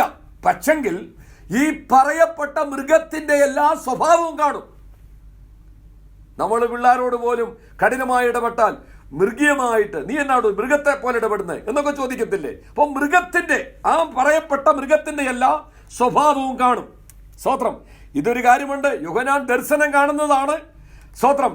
ആ സ്വഭാവമുള്ള ഇതെല്ലാം പറയാൻ പറ്റത്തില്ല. അതിന് പകരം ഇതിനെ കാണിച്ചു കൊടുക്കുക, ഈ മൃഗത്തെ കാണിച്ചു കൊടുക്കുക. സ്തോത്രം. അത് എന്ത് ചെയ്തു? മനുഷ്യ സമുദ്രത്തിൽ നിന്നും ഇത് കയറി വരുന്നു. പിന്നെ എന്ന് പറഞ്ഞാൽ ദൈവത്തെ സ്നേഹിക്കാത്ത, യേശുക്രിസ്തുവിനെ സ്നേഹിക്കാത്ത മനുഷ്യ സമൂഹത്തിൽ നിന്നും ഒരു വ്യക്തിയായിട്ട് എഴുന്നേൽക്കുകയാണ്. സ്തോത്രം. രണ്ടാമത് ഈ മൃഗത്തിന് 7 തലയുണ്ട്. 7 തലയുണ്ട്. ഈ മൃഗത്തിന്റെ 7 തലയിൽ 10 കൊമ്പുണ്ട്. സ്തോത്രം. 7 തലയിൽ ഓരോ കൊമ്പ് വെച്ചിട്ട് 7 കൊമ്പേ വരത്തുള്ളൂ. പക്ഷെങ്കിൽ സ്തോത്രം ചില തലയിൽ ഈ 2 ഉണ്ട്. അതുകൊണ്ട് എന്തുണ്ട്? 10 കൊമ്പുണ്ട്. പിന്നെ സ്തോത്രം. അപ്പം 3 കൊമ്പ് എക്സ്ട്രാ വന്നിരിക്കുക. രണ്ടാമത് 10 കൊമ്പിലും രാജമുടിയുണ്ട്. ഇപ്പൊ രാജകീയ കിരീടമുണ്ട്. ഈ 10 കൊമ്പും രാജകീയ കിരീടത്തെ കാണിക്കുന്നു. സ്തോത്രം. പിന്നെ തലയിൽ ദൂഷണനാമം എഴുതിയിട്ടുണ്ട്. ദൈവത്തെ ദുഷിക്കുക എന്നുള്ളതാണ് അതിനകത്തെ മെയിൻ വിഷയം. ഇപ്പൊ ഇങ്ങനെയുള്ള ഒരു മൃഗമാണ് ഈ സ്വഭാവത്തോടെ വരുന്നത്. അതിന് നമുക്ക് ഒരു വാക്യം വായിക്കാം. ദാനിയേൽ പ്രവാചകന്റെ പുസ്തകം 7-ാം അധ്യായത്തിന്റെ 23-24 വാക്യം വായിക്കാം. 7:23-24. അവൻ പറഞ്ഞതോ, 4-ാമത്തെ മൃഗം ഭൂമിയിൽ 4-ാമതായി ഉത്ഭവിപ്പാനുള്ള രാജ്യം തന്നെ. അത് സകല രാജ്യങ്ങളിലും വെച്ച് വ്യത്യാസമുള്ളതായി സർവഭൂമിയെയും തിന്ന് ചവിട്ടി തകർത്ത് കളയും. ഈ രാജ്യത്ത് നിന്നുള്ള 10 കൊമ്പുകളോ എഴുന്നേൽപ്പാനിരിക്കുന്ന 10 രാജാക്കന്മാരാകുന്നു. ദൈവമക്കളെ, ഇന്നേക്ക് 1000 വർഷങ്ങൾക്ക് മുമ്പ് ദാനിയേലിന് കൊടുക്കുന്ന ദർശനമാണ്. അതേ ദർശനം അതുപോലെ തന്നെയാണ് സ്തോത്രം വെളിപ്പാട് പുസ്തകം വരുമ്പോൾ യോഹന്നാൻ അപ്പോസ്തലൻ കൊടുക്കുന്നത്. അപ്പൊ നോക്കണം, ഇതൊക്കെ ഒരാളാണ്. നമ്മൾ ചിന്തിച്ചു നോക്കിയേ, നമ്മൾ വർഷങ്ങൾക്ക് മുമ്പ് കണ്ട ഒരു സ്വപ്നം ചില നാളുകൾ കഴിഞ്ഞ് വ്യാഖ്യാനിച്ചാൽ അത് ഒത്തുവരുമോ? അത് ഓർമ്മ പോലെയെല്ലാം കിട്ടത്തില്ല. പക്ഷെങ്കിൽ അതേ ആത്മാവ് യാതൊരു വ്യത്യാസവുമില്ലാതെ വീണ്ടും യോഹന്നാൻ അപ്പോസ്തലനിൽ കൂടെ വെളിപ്പെടുത്തുകയാണ്. അപ്പം ഞാൻ ഇതൊക്കെ നമ്മൾ വായിക്കുമ്പോൾ നമ്മൾ സേവിക്കുന്ന കർത്താവ്, അതിൻ്റെ ആ കർത്താവിൻ്റെ മഹത്വം എത്ര വലുതാണ്, അതിൻ്റെ സത്യാവസ്ഥ എത്ര വലുതാണ്. അതൊക്കെ ഓർക്കുമ്പോൾ നാം ദൈവത്തെ സ്തുതിക്കണം. അപ്പൊ ഇത് അതിന്റെ 24-ാമത്തെ വാക്യം ഒന്നുകൂടെ വായിച്ചേ. ഈ രാജ്യത്ത് നിന്നുള്ള 10 കൊമ്പുകളോ എഴുന്നേൽപ്പാനിരിക്കുന്ന 10 രാജാക്കന്മാർ. അപ്പൊ ഇതുവരെ എഴുന്നേറ്റിട്ടില്ല. ഇത് നമ്മൾ വായിക്കുമ്പോൾ ഇപ്പോഴും എഴുന്നേറ്റിട്ടില്ല. സ്തോത്രം. 10 രാജാക്കന്മാരാണ്. 10 കൊമ്പ് എഴുന്നേൽക്കാനിരിക്കുന്ന 10 രാജാക്കന്മാരാകുന്നു. അവരുടെ ശേഷം മറ്റൊരുത്തൻ എഴുന്നേൽക്കും. അവൻ മുമ്പലത്തവരോട് വ്യത്യാസമുള്ളവനായി 3 രാജാക്കന്മാരെ വീഴ്ച. കണ്ടോ? ഇപ്പൊ നോക്കിയാൽ 3 രാജാക്കന്മാരെ വീഴ്ചിട്ട് വീണ്ടും എഴുന്നേറ്റ് വരുന്നുണ്ട്. സ്തോത്രം. അതാണ് 10 എന്ന് പറഞ്ഞത്. ഏത് 3 10 എന്ന് പറഞ്ഞ്. സ്തോത്രം. ഇവിടെ നോക്കണം. അപ്പം ഇനിയും റെവലേഷൻ തന്നെ 7-ാം അധ്യായം എടുത്ത് 17-ാം അധ്യായം എടുത്ത് റെവലേഷൻ തന്നെ 17-ാം അധ്യായം. സ്തോത്രം. 17-ാം അധ്യായത്തിന്റെ 12 വാക്യം നോക്കിയേ. 12-ാമത്തെ വാക്യം. നീ കണ്ട 10 കൊമ്പ് 10 രാജാക്കന്മാർ. ഇപ്പം നമ്മള് ഓർക്കണം, ഈ 13-ാം അധ്യായത്തിൽ എതിർ ക്രിസ്തുവിനെ കുറിച്ച് പറയുകയാണ്. അവിടെ പറയുന്നു 13-ാം അധ്യായം 1-ാം വാക്യത്തിൽ, അപ്പോൾ 10 കൊമ്പും 7 തലയും കൊമ്പുകളിൽ 10 രാജമുടിയും തലയിൽ ദൂഷണനാമവുമുള്ള ഒരു മൃഗം. ഇവിടെ 17-ന്റെ 12-ാം വാക്യത്തിൽ പറയുകയാണ്, നീ കണ്ട ദർശനത്തിൽ നീ കണ്ട 10 കൊമ്പെന്ന് പറയുന്നത് 10 രാജാക്കന്മാരാണ്. പിന്നെ അവർ ഇതുവരെ എന്ത് ചെയ്തിട്ടില്ല? രാജ്യത്വം പ്രാപിച്ചിട്ടില്ല. വെളിപ്പാട് പുസ്തകത്തിൽ കർത്താവ് ഈ യോഹന്നാൻ അപ്പോസ്തലന് വെളിപ്പാട് കൊടുക്കുമ്പോൾ രാജ്യത്വം പ്രാപിച്ചിട്ടില്ല. ഇപ്പോഴും രാജ്യത്വം പ്രാപിച്ചിട്ടില്ല. എതിർ ക്രിസ്തുവിന്റെ സഭ ഇവിടുന്ന് എടുക്കപ്പെട്ടതിന് ശേഷം നടക്കുന്ന കാര്യമാണിത്. സ്തോത്രം. അപ്പൊ ഇതുവരെ അവരെന്ത് ചെയ്തിട്ടില്ല? രാജ്യത്വം പ്രാപിച്ചിട്ടില്ല. മൃഗത്തോടെ, അതായത് എതിർ ക്രിസ്തുവിനോട് ഒന്നിച്ച് ഒരു നാഴിക നേരത്തേക്ക് എന്ത് ചെയ്യും? രാജാക്കന്മാരെ പോലെ എന്ത് ചെയ്യും? അധികാരം പ്രാപിക്കും. എന്നിട്ട് ഇവർ ഒരേ അഭിപ്രായമുള്ളവർ, തങ്ങളുടെ ശക്തിയും അധികാരവും മൃഗത്തിന് ഏൽപ്പിച്ചു കൊടുക്കും. കേട്ടോ, ഇവർ ഒരേ അഭിപ്രായമുള്ളവർ ശക്തിയും അധികാരവും എതിർ ക്രിസ്തുവിനെ ഏൽപ്പിച്ചു കൊടുക്കും. സ്തോത്രം. എന്നിട്ട് എന്തിനാണെന്നറിയാമോ? അവർ കുഞ്ഞാടിനോട് പോരാടുക എന്നുള്ളതാണ്. യേശുക്രിസ്തുവിനോട് പോരാടുക. ഇതാണ് ലക്ഷ്യം. ദൈവമക്കളെ, അതുകൊണ്ടാണ് ദൈവമക്കൾക്ക് ഈ പ്രതികൂലമുള്ളത്. സ്തോത്രം. ധനികരായിട്ടുള്ള ഇന്ത്യ മുഴുവനും ഭരിക്കുന്ന ആ വലിയ സമ്പൽ സമൃദ്ധി കരിയുന്ന അംബാനിയോ അതുപോലെ ഉള്ളവർക്ക് പ്രതികൂലങ്ങളില്ല. സ്തോത്രം. നമുക്കറിയാം, പ്രാർത്ഥിച്ചും എടുത്തും പോകുന്ന, അന്നത്തേക്ക് നിത്യവൃത്തിക്ക് വേണ്ടി കഴിയുന്ന, പ്രാർത്ഥിച്ചും എടുത്തും ദൈവത്തെ യേശുക്രിസ്തുവിനെ മാത്രം നമസ്കരിച്ച് സ്തുതിച്ചും പോകുന്നവർക്കാണ് പ്രതികൂലം, അവർക്കാണ് പ്രയാസം. സ്തോത്രം. നോക്കണം. അപ്പോൾ 10 കൊമ്പ് 10 രാജാക്കന്മാരായി കാണിക്കുന്നു. അപ്പം സഭ ഇവിടുന്ന് എടുക്കപ്പെട്ട് കഴിഞ്ഞാൽ, സ്തോത്രം, ഇവിടെ തടുക്കുന്നവൻ പരിശുദ്ധാത്മാവ് ഇവിടെ ഒന്ന് മാറിക്കഴിഞ്ഞാൽ എന്ത് ചെയ്യും? 10 രാഷ്ട്രങ്ങളുടെ സംഘടനയോട് ചേർന്ന് ഇവൻ എഴുന്നേൽക്കുകയാണ്. ദശരാഷ്ട്ര സംഘടനയോട് ചേർന്നാണ് എതിർ ക്രിസ്തു ഭരണം നടത്തുന്നത്. 10 രാജ്യങ്ങളുടെ സപ്പോർട്ടോടുകൂടി അവൻ ഭരണം ആരംഭിക്കും. അതാണ് നമ്മൾ പഴയതിന്റെ 13-ാമത്തെ വാക്യത്തിൽ വായിച്ചത്. സ്തോത്രം. നോക്കട്ടെ, ഇവർ ഒരേ അഭിപ്രായമുള്ളവർ തങ്ങളുടെ ശക്തിയും അധികാരവും മൃഗത്തിന് കൊടുക്കുന്നു. സ്തോത്രം. അധികാരവും മൃഗത്തിന് എന്ന് പറഞ്ഞാൽ എതിർ ക്രിസ്തുവിന് കൊടുക്കുന്നു. ഈ മൃഗം ഒരു വ്യക്തിയാണ്, രാഷ്ട്രീയ നേതാവാണ്. എന്നാൽ 13-ാം അധ്യായത്തിന്റെ 11 മുതലുള്ള വാക്യത്തിൽ അവിടെ കള്ളപ്രവാചകനെ കുറിച്ചാണ് പറഞ്ഞിരിക്കുന്നത്. അത് രാഷ്ട്രീയ നേതാവല്ല, അതൊരു മതനേതാവാണ്. ഇതൊരു രാഷ്ട്രീയ നേതാവാണ്. രാജ്യങ്ങളെ തമ്മിൽ സ്തോത്രം ഒന്നിച്ച് ബന്ധിപ്പിച്ച് അതിന്റെ നേതാവായിട്ടിരിക്കുന്ന വ്യക്തിയാണ്. സ്തോത്രം. അതിന്റെ 9ഉം 10ഉം വാക്യം കൂടെ വായിച്ചേ. 17-ന്റെ 9ഉം 10ഉം വാക്യം കൂടെ. ഇവിടെ ജ്ഞാനബുദ്ധിയുണ്ട്. തല 7 സ്ത്രീ ഇരിക്കുന്ന 7 മലയാകുന്നു. അവ 7 രാജാക്കന്മാരുമാകുന്നു. 5 പേർ വീണുപോയി, ഒരുത്തനുണ്ട്, മറ്റവൻ ഇതുവരെ വന്നിട്ടില്ല. ഇത് വ്യാഖ്യാനിക്കുകയാണ്, ഇത് പല ഭാഗത്തായിട്ട്. അപ്പം സ്തോത്രം, കൊമ്പുകളിൽ കാണുന്ന രാജമുടി എന്ന് പറയുന്ന കിരീടമാണ്. കൊമ്പ് ശക്തിയെ കാണിക്കുകയാണ്. ഇവിടെ സ്തോത്രം, നമുക്ക് വെളിപ്പാട് പുസ്തകം ഒരു വാക്യോടെ വായിക്കാം. 7-ാം അധ്യായത്തിന്റെ 5ഉം 6ഉം വാക്യം കൊണ്ട് വായിച്ചാട്ടെ. ദാനിയേൽ പ്രവാചകന്റെ പുസ്തകം 7-ാം അധ്യായത്തിന്റെ 5ഉം 6ഉം വാക്യം. സ്തോത്രം. സാധാരണ വിഷയം പോലെ നമുക്കിത് പറഞ്ഞു പോകാൻ പറ്റത്തില്ല. ഇതിനെ തെളിവുകൾ വെച്ച് നമ്മൾ ചിന്തിച്ചാലേ പറ്റൂ. രണ്ടാമത് കരടിയുടെ സദൃശ്യമായ മറ്റൊരു മൃഗത്തെ കണ്ടു.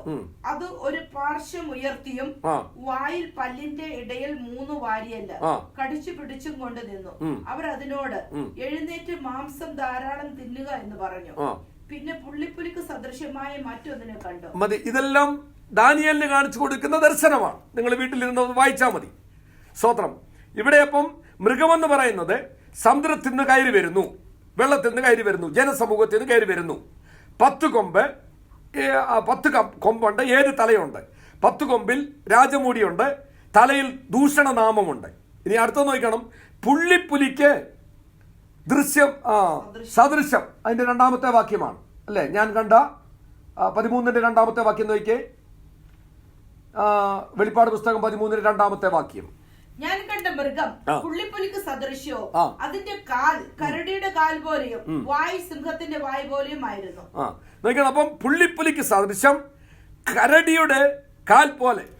പുള്ളിപ്പുലി നമുക്കറിയാം വളരെ വേഗതയിൽ ഏതിനോട് എതിർത്ത് നിൽക്കുന്ന കരടി. സ്തോത്രം. അതിന്റെ കാല് വലിയ ശക്തിയേറിയതാണ്. കരടിയുടെ കാല് പോലെ, വായ സിംഹത്തിന്റെ വാ പോലെ. സ്തോത്രം. ഇതാണ് ഇതിനകത്ത് പറഞ്ഞിരിക്കുന്നത്. അപ്പം ഈ മൃഗം അല്ലെങ്കിൽ ഈ പറയപ്പെട്ട സാദൃശ്യമുള്ള ഒരു വ്യക്തി, സ്തോത്രം, ഈ പറയപ്പെട്ട സാദൃശ്യമുള്ള ഒരു വ്യക്തി, ആ വ്യക്തിക്ക് അല്ലെങ്കിൽ അതിനെ സ്തോത്രം മൃഗത്തിന് എന്ത് ചെയ്യും? മഹാസർപ്പം അല്ലെങ്കിൽ സാത്താൻ എന്ത് ചെയ്യുന്നു? അധികാരം കൊടുക്കുകയാണ്. ഇത് മനുഷ്യരുടെ ഇടയിൽ നിന്ന് എഴുന്നേറ്റ വ്യക്തിയാണ് എതിർ ക്രിസ്തു. അപ്പം പിശാച് എന്ത് ചെയ്യുന്നു? അതിനെ ശക്തി കൊടുക്കുകയാണ്.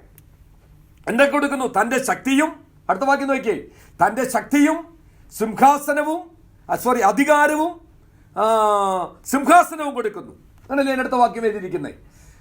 അതിനെ മഹാസർപ്പം 2-ന്റെ അവസാന ഭാഗം, വെളിപ്പാട് പുസ്തകം 13-ാം അധ്യായത്തിന്റെ 2-ാം വാക്യത്തിന്റെ ലാസ്റ്റ് ഭാഗം. അതിനെ മഹാസർപ്പം തന്റെ ശക്തിയും സിംഹാസനവും വലിയ അധികാരവും കൊടുത്തു. കണ്ടോ? അപ്പം സ്തോത്രം, ഈ ദുഷ്ടാത്മാവാകുന്ന പാമ്പായി വെളിപ്പെട്ട സാത്താനായി, സ്തോത്രം, പഴയ പാമ്പായി, സ്തോത്രം, മഹാസർപ്പമായി വെളിപ്പെട്ട ഇത് ഇപ്പോൾ എന്ത് ചെയ്തു? മനുഷ്യന്റെ ഇടയിൽ നിന്നും എഴുന്നേറ്റ 10 രാജാക്കന്മാരുടെ വലിയ ആളായി അവരുടെ ഐക്യതയോടെ ഒരേ മനസ്സോടെ ഏൽപ്പിച്ചു കൊടുത്ത ആ വ്യക്തിയുടെ മേൽ എന്ത് ചെയ്തു? സർവാധികാരവും കൊടുത്തു. എന്തെല്ലാം കൊടുത്തു? ശക്തി കൊടുത്തു, സിംഹാസനം കൊടുത്തു, അധികാരം കൊടുത്തു. സ്തോത്രം.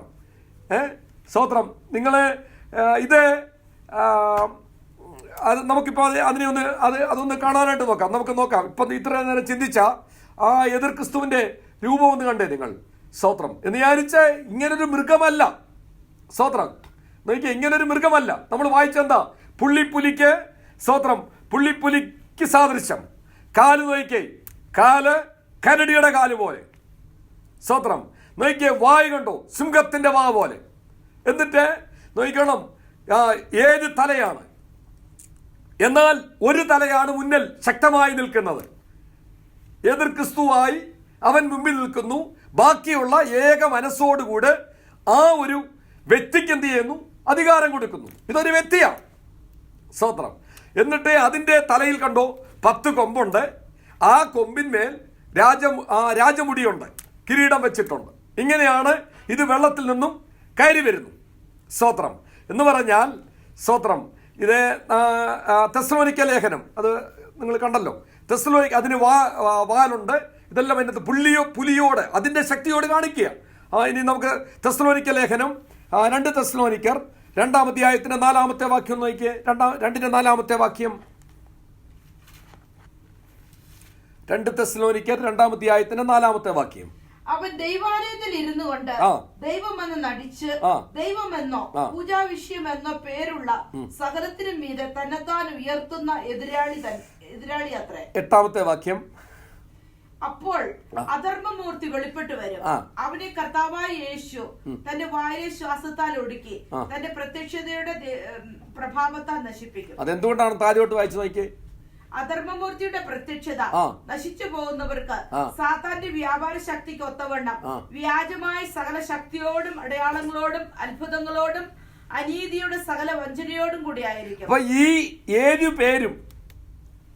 പേരും അവരുടെ സർവ ദുഷ്ടശക്തിയും വ്യാജമായി പറയുന്ന, പോഷ്ക് പറയുന്ന സർവ വ്യാപാര ശക്തിയും എന്ത് ചെയ്യുന്നു?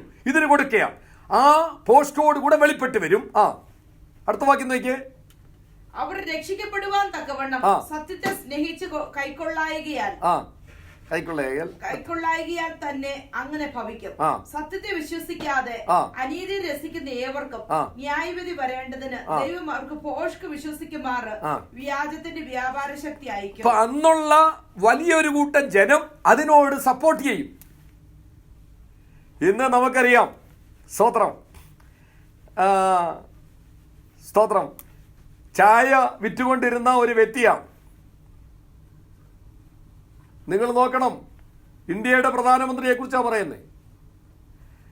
മുഴുവനും സംസ്ഥാനത്തിൽ വ്യാജമായി മതത്തിന്റെ വിദ്വേഷം പറഞ്ഞ് അല്പം കൃപയാൽ അല്പം വിദ്യാഭ്യാസം ലഭിച്ച കേരളക്കരയിൽ മാത്രം അത് ഫലിച്ചില്ല. എന്നിട്ട് അവരോടുകൂടെ അംശായും അവരോടുകൂടെ ഉള്ളവർ ഈ ഒരു വ്യക്തിക്ക് എന്ത് ചെയ്യുന്നു? ഇതൊക്കെ നമുക്ക് മനസ്സിലാക്കാൻ ഈ കാലഘട്ടത്തിൽ ദൈവം കൊണ്ടുവന്നിരിക്കുക. ഒരു ജനാധിപത്യ രാജ്യത്തെ ഒരൊറ്റ രാത്രിയിൽ സ്വത്രം സെൻട്രൽ ബാങ്കിന്റെ പ്രസിഡന്റ് പോലും അറിയാതെ സ്വത്രം നോട്ട് നിരോധിക്കുക. ഒരു വ്യക്തി ഡെമോക്രസിക്ക് വേണ്ടി ഇരിക്കുന്നെങ്കിലും തന്റെ മൊണോപ്പൊളി, തന്റെ ഏകാധിപത്യം പ്രഖ്യാപിക്കുന്നു. ഇതാണ് ഇവിടെ നടക്കുന്നത്. ഇതാണ് എതിർ ക്രിസ്തുവിന്റെ ഭരണകാലത്തുണ്ടാകുന്നത്. ഒരൊറ്റ നിമിഷം കൊണ്ട് പാവങ്ങളുടെ കയ്യിലിരുന്നതും കൂലിവേലക്കാരന്റെ കയ്യിലിരുന്നതുമായ പണത്തിന് യാതൊരു വിലയുമില്ലാതെ ഒരു ജനാധിപത്യ രാജ്യത്ത് സംഭവിച്ച കാര്യമാണ്. അപ്പൊ നിങ്ങൾ നോക്കണം, ഇങ്ങനെ ആകുമ്പോൾ എതിർ ക്രിസ്തുവിന്റെ ഭരണകാലത്ത് നീ എന്തുകൊണ്ട് ഇങ്ങനെ ചെയ്യുന്നു എന്ന് ചോദിക്കുവാൻ ലോകത്തിൽ ആരും കാണുകയില്ല. നിങ്ങൾ എന്റെ കാഠിന്യം മനസ്സിലാക്കണം. ഇതിന്റെ ഗൗരവം മനസ്സിലാക്കാനല്ലേ ഇതൊക്കെയും ഇന്ന് കണ്ടുവരുന്നത്. ഇന്ന് വരെ കണ്ടിട്ടില്ലാത്ത സ്വത്രം, ഈ കൊറോണയ്ക്ക് പോലും ഗോമൂത്രം മതിയെന്നും പശുവാണ് ദൈവമെന്നും സ്വത്രം മനുഷ്യൻ ചത്താൽ പ്രശ്നമില്ല, പിന്നെ സ്വത്രം പട്ടിയെ കൊല്ലരുത്, മൃഗങ്ങളെ കൊല്ലരുത് എന്നും പറയുന്ന കാലഘട്ടത്തിൽ നാം എത്തിയിരിക്കുമ്പോൾ മനസ്സിലാക്കണം, ഇത് നമ്മുടെ മുമ്പിൽ സാദൃശ്യമായി നിൽക്കുന്നു എന്ന് പറഞ്ഞാൽ സമയം ഏറ്റവും ആസന്നമായി. നാം പ്രതീക്ഷിക്കുന്നതിനേക്കാൾ സമയം അടുത്തുപോയി. നമ്മെ ഉണർത്തുവാൻ ദൈവം ഇതെല്ലാം ചെയ്തിരിക്കുകയാണ്. സ്തോത്രം. ഞാൻ ആ ഭാഗം അങ്ങ് പറഞ്ഞു വിടുകയാണ്. നിങ്ങൾ നോക്കിയേ, അതിന്റെ ഇനി 13-ാം അധ്യായത്തിന്റെ 3-ാമത്തെ വാക്യം നോക്കിയേ. 13 വെളിപ്പാട് പുസ്തകം 13-ന്റെ 3-ാമത്തെ വാക്യം. അതിന്റെ തലകളിൽ ഒന്ന് മരണകരമായ മുറിവേറ്റതുപോലെ ഞാൻ കണ്ടു. അതിന്റെ മരണകരമായ മുറിവ് പുറത്തുപോയി. സർവഭൂമിയും മൃഗത്തെ കണ്ട് വിസ്മയിച്ചു. സ്തോത്രം. ഇത് എന്താ ചോദിച്ചാൽ, ഈ രാജ്യത്തിന്റെ ഭരണത്തിന്റെ നടുവിൽ ഇതിനൊരു തകർച്ച വരുന്നത് പോലെ കാണാൻ കഴിയും. സ്തോത്രം. നമുക്കറിയാം 4 സാമ്രാജ്യങ്ങളാണ്. നമ്മളതൊക്കെ ചിന്തിച്ചു വിട്ടതാണ്. ബാബിലോൺ സാമ്രാജ്യം, മേദ്യ പേർഷ്യ സാമ്രാജ്യം, അതുപോലെ ഗ്രീസ് സാമ്രാജ്യം, റോമ സാമ്രാജ്യം. ഇതിനകത്തൊരു പ്രത്യേകത ഉള്ളത്, സ്തോത്രം, ബാബിലോൺ സാമ്രാജ്യത്തെ മേദ്യ പേർഷ്യ സാമ്രാജ്യം തകർത്തു. മേദ്യ പേർഷ്യ സാമ്രാജ്യത്തെ ഗ്രീസ് സാമ്രാജ്യം തകർത്തു. ഗ്രീസ് സാമ്രാജ്യത്തെ റോമ സാമ്രാജ്യം തകർത്തു. എന്നാൽ റോമ സാമ്രാജ്യത്തെ ആരും തകർത്തിട്ടില്ല. നമ്മുടെ കർത്താവായ യേശു ക്രിസ്തുവിന്റെ കാലം വരുമ്പോൾ റോമാ സാമ്രാജ്യമാണ് ലോകത്തിലുള്ളത്. ആ റോമൻ പട്ടാളക്കാരാണ് യേശുവിനെ ക്രൂശിക്കുന്നത്. അപ്പോൾ അതങ്ങനെ ക്ഷയിച്ചെന്നേ ഉള്ളൂ. അതെന്ത് ചെയ്യും? തലപൊക്കി വരും. അവർ തലപൊക്കി വരും. സ്തോത്രം. അവർ തലപൊക്കി വരുമ്പോൾ അതിന്റെ നടുവിൽ ചില വിഷയങ്ങളുണ്ടായി. ഭരണം തീർന്നുപോയി. നോക്കണം, മരണകരമായ മുറിവേറ്റു. ആർക്കാണെന്ന് നോക്കിയേ. സ്തോത്രം. ഈ മരണകരമായ മുറിവേറ്റത് ആർക്കാണെന്ന് നോക്കിയേ. അതിന്റെ 13-ാം അധ്യായത്തിന്റെ 12-ാമത്തെ വാക്യം നോക്കിയേ. അത് ഒന്നാമത്തെ മൃഗത്തിന്റെ മുമ്പാകെ അതിന്റെ അധികാരമെല്ലാം നടത്തി ഭൂമിയെയും അതിൽ വസിക്കുന്നവരെ മരണകരമായ മുറിവ് പുറത്തുപോയ ഒന്നാം മൃഗത്തെ നമസ്കരിക്കുമാറാക്കും. കണ്ടോ, മരണകരമായ മുറിവ് പുറത്തുപോയ ഒന്നാം മൃഗത്തെ. എതിർ ക്രിസ്തുവിനാണ് മുറിവ് സംഭവിക്കുന്നത്. സ്തോത്രം. ഇത് ചില ബുദ്ധിമുട്ടുള്ള വിഷയങ്ങളാണെങ്കിലും നമ്മളിത് അറിഞ്ഞിരിക്കേണ്ട ഒരു വിഷയമാണ്. അപ്പം അങ്ങനെയുള്ള ആ സമയത്തെ സ്തോത്രം, ആ മരണകരമായ മുറിവെ പുറത്ത് അവൻ വീണ്ടും, നമുക്കറിയാം സ്തോത്രം, ഇത് നിങ്ങൾ മനസ്സിലാക്കാനാണ് പറയുന്നത്. നമുക്കറിയാം ഇന്ത്യയിൽ തന്നെ എത്രയോ സ്റ്റേറ്റിൽ ഒരാളുടെ പിന്തുണയൊന്നുമല്ല, ഒരാളുടെ പിന്തുണയല്ല, 10, 20, 25 MLA-മാരുടെ പിന്തുണയുള്ള ആ MLA-മാരെ അവിടെ നിന്നും മറ്റൊരു സ്റ്റേറ്റിൽ കൊണ്ട് ഒളിപ്പിച്ച് വിലയ്ക്ക് വാങ്ങിച്ച് ആ മന്ത്രിസഭ താഴെ ഇട്ടിട്ട് വീണ്ടും സ്വന്തം അവരുടെ ഭരണം കയറ്റുന്നു. ഒരാളുടെ പിന്തുണ പിൻവലിക്കുകയാണ് നമുക്ക് മനസ്സിലാക്കാം. രണ്ടുപേരാണ് മനസ്സിലാക്കാം. വലിയൊരു കൂട്ടത്തെ ജനത്താൽ തെരഞ്ഞെടുക്കപ്പെട്ട വ്യക്തികളെ, ആ പ്രതിനിധികളെ ഒളിപ്പിച്ചുകൊണ്ട് പാർപ്പിച്ച് അവരെ ഒരാൾക്ക് കോടികൾ പണം കൊടുത്ത് എന്ത് ചെയ്യുന്നു? ആ മന്ത്രിസഭ താഴെയിട്ടിട്ട് ഈ മന്ത്രിസഭ എന്ത് ചെയ്യണം? നിലനിൽക്കണം. ഇവരുടെ ഇതുപോലെ ഉണ്ടാകുന്ന ഒരു സംഭവമായത്. സ്തോത്രം. ആ സമയത്ത് ആ മുറിവ് എന്ത് ചെയ്തു? പെട്ടെന്ന് കരിഞ്ഞുപോയി. അതുകൊണ്ട് എന്ത് ചെയ്തു? ജനം എന്ത് ചെയ്തു? അത് കണ്ടിട്ട് വിസ്മയിച്ചു പോയി. വിസ്മയിച്ചിട്ട് എന്ത് ചെയ്തു? സ്തോത്രം. അടുത്ത വാക്യം നോക്കിയേ. സ്തോത്രം. അത് മൃഗത്തെ കണ്ട് വിസ്മയിച്ചു. മൃഗത്തിന് അധികാരം കൊടുത്തത് കൊണ്ട് അവർ മഹാസർപ്പത്തെ എന്ത് ചെയ്തു? നമസ്കരിച്ചു. നോക്കി അടുത്ത വാക്യം വായിച്ചേ. 4-ാം വാക്യം. മൃഗത്തിന് അധികാരം കൊടുത്തത് കൊണ്ട് അവർ മഹാസർപ്പത്തെ നമസ്കരിച്ചു. മൃഗത്തോട് തുല്യനാ, അതിനോട് പൊരുതുവാൻ ആർക്ക് കഴിയുമെന്ന് പറഞ്ഞ് മൃഗത്തെ നമസ്കരിച്ചു. കണ്ടോ, അന്നുള്ള എന്ന് പറഞ്ഞാൽ നമ്മൾ തെസ്സലോനിക്ക ലേഖനത്തിൽ വായിച്ചു. അവർ സത്യം വിശ്വസിക്കാൻ മനസ്സില്ലായികൊണ്ട് വിശ്വസിക്കുമാറെ വ്യാജത്തിന്റെ ആത്മാവ് അവരിൽ വന്നു. അപ്പൊ നോക്കിയപ്പോൾ പെട്ടെന്ന് താഴെ വീണ സ്തോത്രം വീഴാൻ തുടങ്ങിയ ഒരു മന്ത്രിസഭയെ പൊക്കി നിർത്തിയപ്പോൾ അനേകർ എന്ത് ചെയ്തു? അതിന് സപ്പോർട്ട് കൊടുക്കുന്നത് പോലെ മുറിവേറ്റതായ ഈ വ്യക്തിക്ക് പെട്ടെന്ന് അത് പുറത്തു കിട്ടിയപ്പോൾ അതിനെ സഹായിച്ച സർപ്പത്തെ നമസ്കരിക്കുന്നു, മഹാസർപ്പത്തെ നമസ്കരിക്കുന്നു, പിന്നെ എതിർ ക്രിസ്തുവിനെ നമസ്കരിക്കുന്നു. ഇനി അതിന്റെ 5-ാം വാക്യം നോക്കിയേ. വമ്പും ദൂഷണവും സംസാരിക്കുന്ന വായ് അതിന് ലഭിച്ചു. 42 മാസം പ്രവർത്തിപ്പാൻ അധികാരവും ലഭിച്ചു. അപ്പം പിശാചിന്റെ ഏറ്റവും വലിയ ആയുധം എന്താണ്? പോസ്റ്റ് പറയുകയാണ് പിശാചിന്റെ ആയുധം. അപ്പൊ നമ്മൾ ഓർക്കണം, ദൈവവൈദ്യന്റെ ആയുധം എന്താണ്? സത്യം സംസാരിക്കുക. സ്തോത്രം. അതാണ് കർത്താവ് ചോദിച്ചത്. സ്തോത്രം. കർത്താവിനോട് പീലാത്തോസ് സത്യം എന്ന് പറഞ്ഞാൽ എന്താന്ന് ചോദിച്ചു. സത്യത്തിന് സാക്ഷിയാകുവാൻ ഞാൻ ഭൂമിയിലേക്ക് വന്നു എന്ന് യേശുക്രിസ്തു പറഞ്ഞു.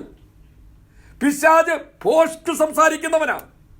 42 മാസം അതിന് അധികാരം കൊടുത്തു എന്ന് പറഞ്ഞാൽ ഇന്ന് നാം കാണുന്നത് പോലെ ഒരു ബന്ധവുമില്ലാത്തവർ ചാനലുകളിൽ ഇരുന്ന് അവിടെ ഇവിടെ ഇരുന്ന് ഭാവനയിൽ സംസാരിക്കുന്നത് പോലെ അന്ന് TV ചാനലുകളിൽ, റേഡിയോ ചാനലുകളിൽ, സർവ്വമാധ്യമങ്ങളിലും ദൈവത്തെ നിന്ദിക്കുന്ന പോസ്റ്റ് സംസാരിച്ചു കൊണ്ടിരിക്കും. ജനത്തെ വശീകരിക്കും. നോക്കണം, 16-ാമത്തെ വാക്യത്തിൽ ദൈവദൂഷണം പറയുവാൻ ചെയ്തു. അതേ ദൈവത്തിന്റെ നാമത്തെയും അവന്റെ കൂടാരത്തെയും സ്വർഗത്തിൽ വസിക്കുന്നവരെയും ദൂഷിപ്പാൻ ദൈവദൂഷണത്തിന് വായി തുറന്നു. ഇതെല്ലാം നമുക്ക് കാണാൻ കഴിയും. സ്തോത്രം. ഈ പ്രതികൂലത്തിന്റെ നടുവിൽ 74 വർഷമായി സ്തോത്രം നമ്മുടെയൊക്കെ രാജ്യത്ത് ഒരു ഗുണവും ആരും ചെയ്യാതിരുന്നപ്പോൾ കൃപയാൽ ഈ കൊറോണ കാലത്ത് സ്വത്രം നമ്മുടെ സ്റ്റേറ്റ് ഗവൺമെന്റ് അല്പമെങ്കിലും കാര്യം ചെയ്തെങ്കിലും അതിനെ മറച്ചുവെച്ച് രാപകലില്ലാതെ പോസ്റ്റ് സംസാരിക്കുക. എന്താ? ഇനിയും അടുത്തു വരുന്ന ഇലക്ഷന് ഇവർക്ക് ലഭിക്കരുത്, ഞങ്ങൾക്ക് ഭരിക്കണം. ഇതെല്ലാം നമുക്ക് ഇതിനകത്തൂടെ കാണാം. ഞാൻ പറഞ്ഞല്ലോ, എതിർ ക്രിസ്തു ഒരു രാഷ്ട്രീയ നേതാവാണ്. സ്വത്രം എന്തിനധികം നിങ്ങൾ ശ്രദ്ധിച്ചിട്ടുണ്ടോ? മത്തായിയുടെ സുവിശേഷം 28-ാം അധ്യായം എന്നെടുത്ത് 28-ാം അധ്യായം ഇവൻ ദൂഷണം പറയുന്നവനാ, പോസ്റ്റ് പറയുന്നവനും അതിന്റെ അപ്പനുമാ. മത്തായിയുടെ സുവിശേഷം 28-ാം അധ്യായത്തിന്റെ 11 മുതലുള്ള വാക്യം നോക്കിയേ, 11 മുതൽ 15 വരെയുള്ള വാക്യം. അവർ പോകുമ്പോൾ കാവൽക്കൂട്ടത്തിൽ ചിലർ യേശു ക്രിസ്തു, നിങ്ങൾ നോക്കണം, യേശു ക്രിസ്തുവിനെ ക്രൂശിച്ചു, അവനെ അടക്കി, മുദ്ര വെച്ചു, കല്ലറ വെച്ചു, പടയാളികളെ ചുറ്റുപാട് നിർത്തി. എന്നാൽ 3-ാം ദിവസം അവൻ വിശുദ്ധിയുടെ ആത്മാവ് സംബന്ധിച്ച് ശക്തിയോടെ ഉയർത്തിനേറ്റു. ആ ഉയർത്തിനേറ്റിട്ട് എന്ത് ചെയ്തു? അധികാരികൾ ചെയ്ത പണി നോക്കിക്കേ. എന്നിട്ട് അവർ പോകുമ്പോൾ കാവൽക്കൂട്ടത്തിൽ ചിലർ നഗരത്തിൽ ചെന്ന് സംഭവിച്ചതെല്ലാം മഹാപുരോഹിതന്മാരോട് അറിയിച്ചു. അവർ ഒന്നിച്ചുകൂടി മൂപ്പന്മാരുമായി ആലോചന കഴിച്ചിട്ട് പടയാളികൾക്ക് വേണ്ടുവോളം പണം കൊടുത്തു. എന്തിനാ നോക്കിക്കേ? അവന് ശിഷ്യന്മാർ രാത്രിയിൽ വന്ന് ഞങ്ങൾ ഉറങ്ങുമ്പോൾ അവനെ കട്ടുകൊണ്ടുപോയി എന്ന് പറവേ, വസ്തുത നാടുവാഴിയുടെ സന്നിധാനത്തിൽ എത്തിയെങ്കിലോ ഞങ്ങൾ അവനെ സമ്മതിപ്പിച്ച് നിങ്ങളെ നിർഭയരാക്കിക്കൊള്ളാം എന്ന് പറഞ്ഞു. കണ്ടോ, ഈ പടയാളികൾ സ്വത്രം കാവൽ നിന്നവർ സ്വത്രം അവരെന്ത് ചെയ്തു?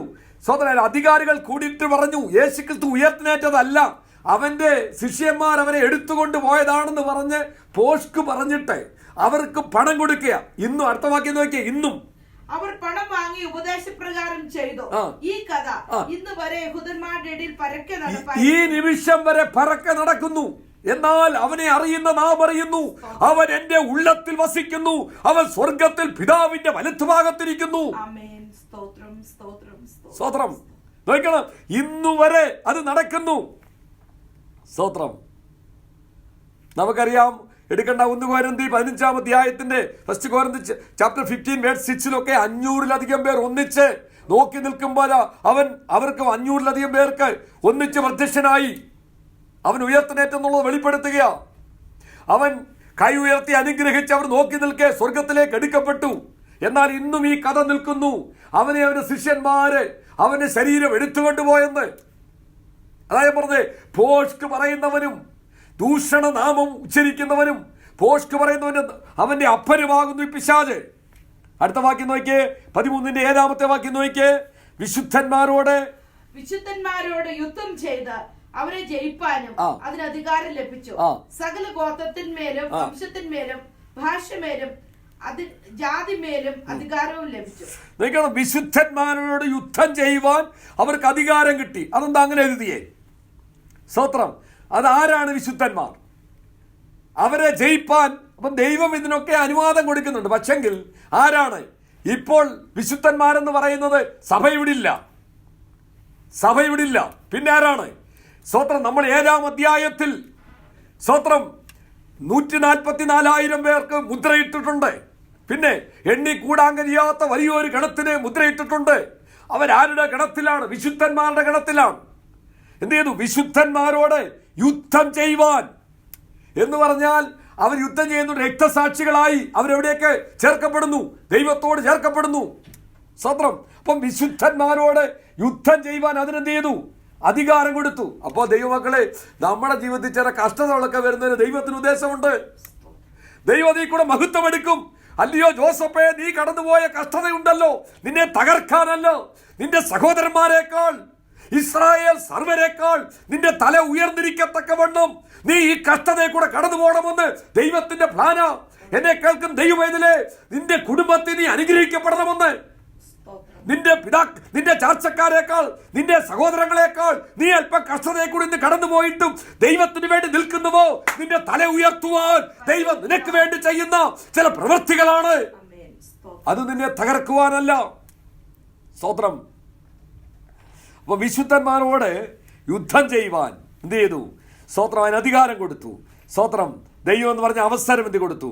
അപ്പൊ ഇയ്യോബിന് സാത്താന് വിട്ടുകൊടുത്തതുപോലെ എന്ത് ചെയ്തു? അവരെ വിട്ടുകൊടുത്തു. ഈ മുദ്രയിട്ടവരെ എന്ത് ചെയ്യണം? അവർ നിത്യതയിൽ വരണം. സ്തോത്രം. ഇവിടെ സ്തോത്രം. 7-ാം അധ്യായത്തിൽ പറഞ്ഞ വിശുദ്ധന്മാർ ഒരാൾ പോലും നഷ്ടപ്പെടുത്തില്ല. ദൈവം മുന്നമേ സർവരെയും അറിയുന്നു. അവരെ എന്ത് ചെയ്തിരിക്കുക? സ്തോത്രം, മുദ്രയിട്ടിരിക്കുക. നമുക്കൊരു വാക്യം വായിച്ച് സ്തോത്രം, ദാനിയേൽ പ്രവചന പുസ്തകം 7 ദാനിയേൽ ചാപ്റ്റർ 7 വേഴ്സ് 23 ഒന്ന് വായിക്കാം. 23 ദാനിയേൽ ചാപ്റ്റർ 7 വേഴ്സ് 23.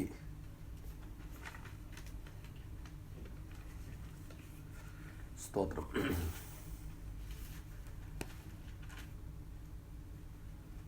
നാലാമത്തെ മൃഗം ഭൂമിയിൽ നാലാമതായി ഉത്ഭവിപ്പാനുള്ള രാജ്യം തന്നെ. അത് സകല രാജ്യങ്ങളിലും വെച്ച് വ്യത്യാസമുള്ളതായി സർവഭൂമിയെയും തിന്ന് ചവിട്ടി തകർത്ത് കളയും. ഈ രാജ്യത്ത് നിന്നുള്ള 10 കൊമ്പുകളോ എഴുന്നേൽപ്പാനിരിക്കുന്ന 10 രാജാക്കന്മാരാകുന്നു. ഈ രാജ്യം സകല ഗോത്രത്തിൽ നിന്നും ഭാഷകളിൽ നിന്നും വംശത്തിലും ഉള്ളവരെ എന്ത് ചെയ്യുന്നു?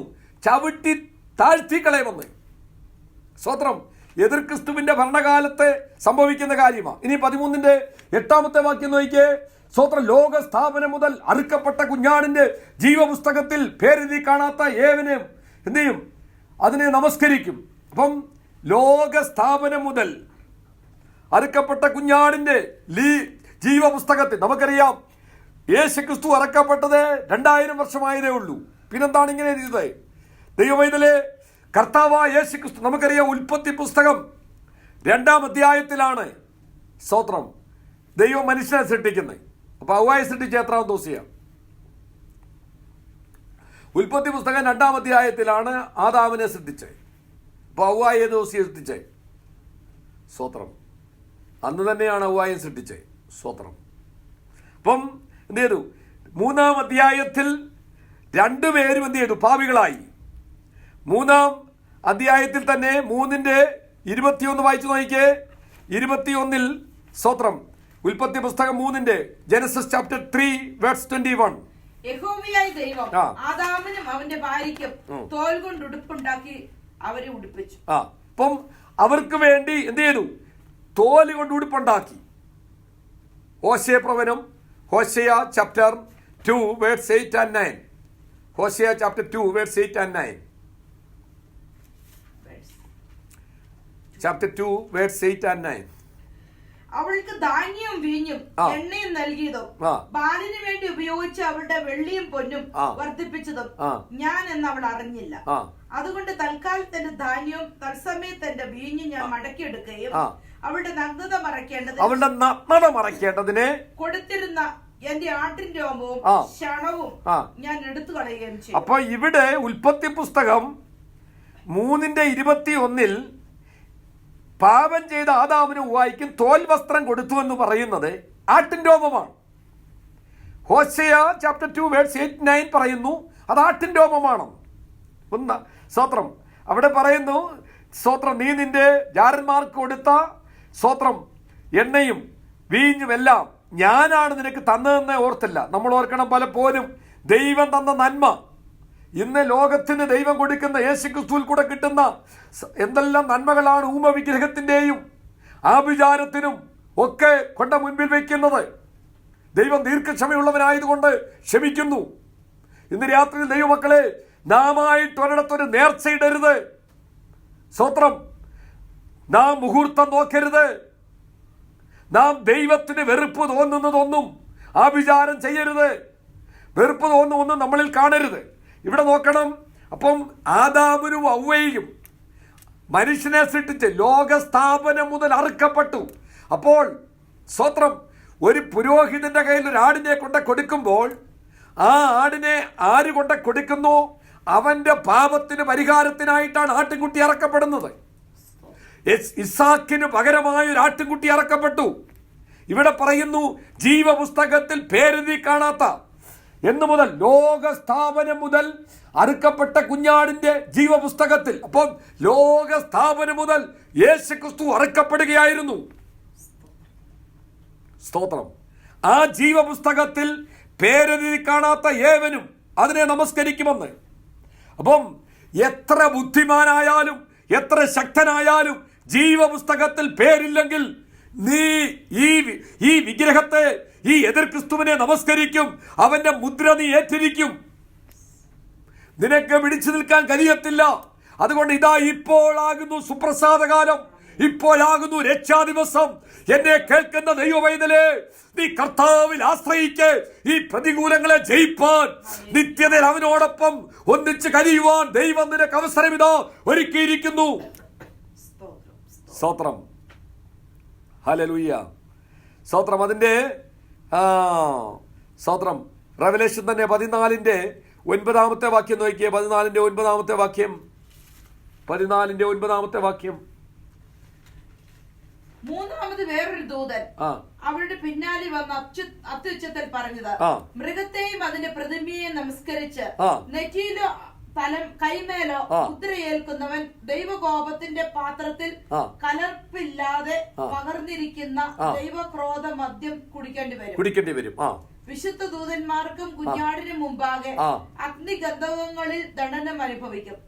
അവരുടെ ദണ്ഡനത്തിന്റെ പുക എന്നേക്കും പോകും. കണ്ടോ? അപ്പൊ എന്താ, ഈ ബിംബത്തെ നമസ്കരിക്കുകയോ എതിർ ക്രിസ്തുവിനെ നമസ്കരിക്കുകയോ അതിന്റെ മുദ്രയെ ഏൽക്കുന്നവൻ എന്ത് ചെയ്യും?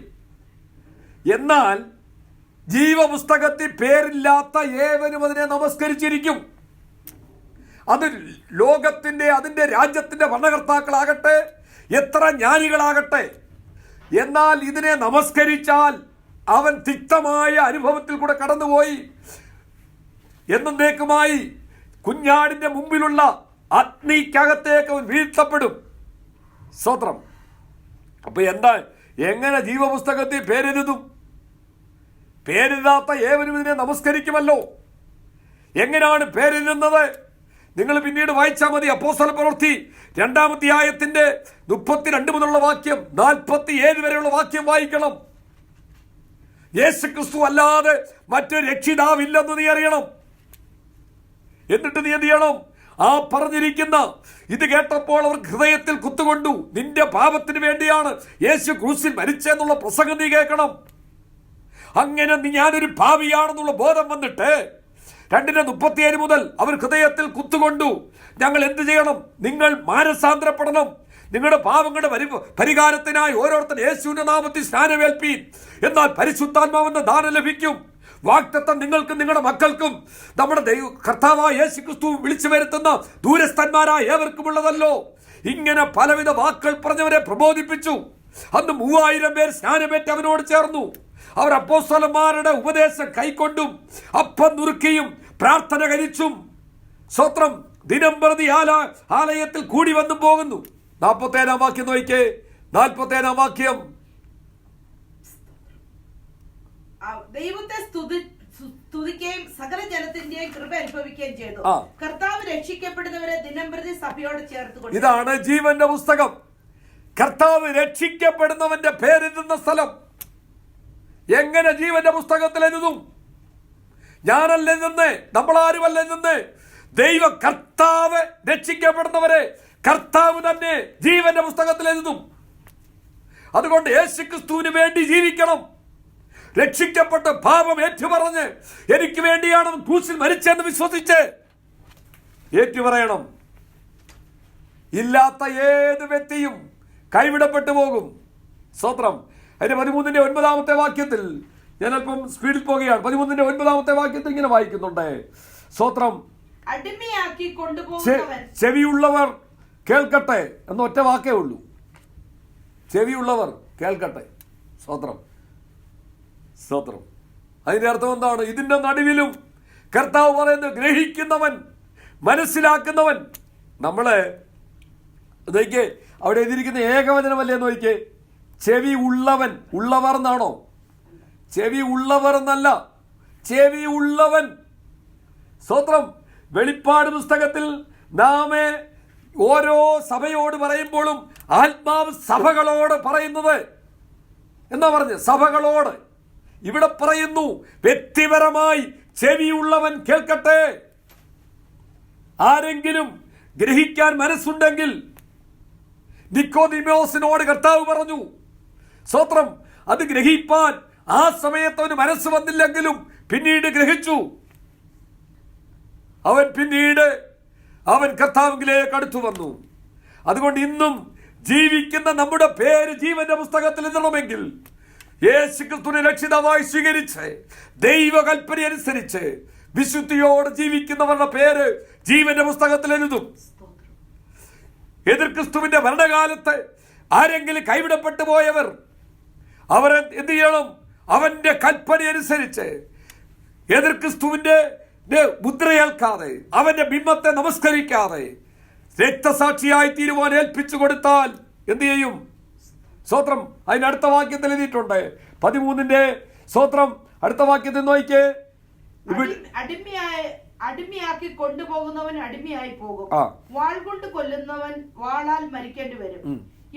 ഇവിടെ വിശുദ്ധന്മാരുടെ സഹിഷ്ണുതയും വിശ്വാസം കൊണ്ട് ആവശ്യം. സഹിഷ്ണുത, കഷ്ടത സഹിക്കാനുള്ള മനസ്സ്. ഇപ്പൊ എതിർ ക്രിസ്തുവിന്റെ ഭരണത്തിൽ പോലും ഒരാൾ കൈവിടപ്പെട്ടു പോയാൽ, സ്തോത്രം, ഇനി എതിർ ക്രിസ്തുവിന്റെ കാലത്ത് കൈവിടപ്പെട്ടു പോയാലും 2 ഗണമേ ഉള്ളൂ. ഒന്ന് യഹൂദനും മറ്റൊന്ന് ജാതികളും. ഞാൻ കൈവിടപ്പെട്ടു പോയത്, ഒരാൾ കൈവിടപ്പെട്ടു പോയെന്ന് പറഞ്ഞത് കൊണ്ട് അവർ പ്രത്യേക വിഭാഗമൊന്നും ആകത്തില്ല. അവർക്കും എല്ലാവർക്കും ഒരേ രീതിയിലുള്ള രക്ഷയാണ് ദൈവം വെച്ചിരിക്കുന്നത്. ഇവിടെ ഒരു മുന്നറിയിപ്പ് തരികയാണ്. സ്തോത്രം.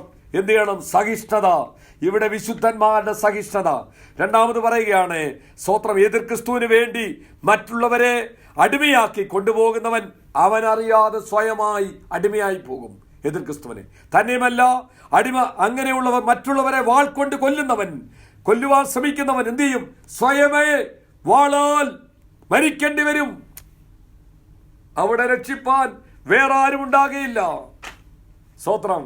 അതുകൊണ്ട് ഈ കാലങ്ങളിൽ, സ്തോത്രം, നമ്മുടെ മുമ്പിൽ എത്തിയിരിക്കുന്ന ഈ കാലഘട്ടത്തിൽ തന്നെ കർത്താവ് വരുമെന്ന് നാം വിശ്വസിക്കണം.